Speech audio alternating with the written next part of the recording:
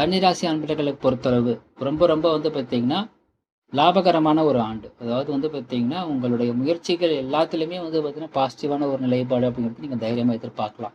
இன்னொரு விதத்துல வந்து பார்த்தீங்கன்னா, சொல்லணும் அப்படின்னா, உங்களுடைய பூர்வ புண்ணிய பலம் இந்த ஆண்டு வந்து பார்த்தீங்கன்னா, உங்களுக்கு கை கொடுக்கக்கூடிய ஒரு ஆண்டாக இருக்கும். இதுலலாம் சார் வெளிப்படும். நீங்கள் செய்யக்கூடிய எல்லா முயற்சிக்குமே ஏன்னா வந்து பார்த்தீங்கன்னா, உங்களுக்கு 11ஆம் இடத்துல லாபஸ்தானத்துல வந்து பார்த்தீங்கன்னா, இந்த வாட்டி வந்து குரு பகவான் இருக்கக்கூடிய வகையில தமிழ் புத்தாண்டு அப்படிங்கிறது இருக்குது.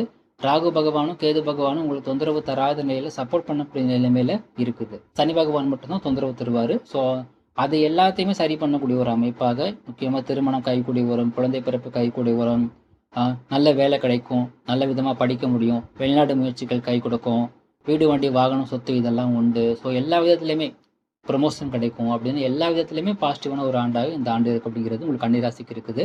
ஜாதகப்படியும் இது உங்களுக்கு வந்து பார்த்தீங்கன்னா, மிஸ் ஆகாம கிடைக்கக்கூடிய ஒரு அமைப்பு இருக்க வேண்டியது ரொம்ப முக்கியம்.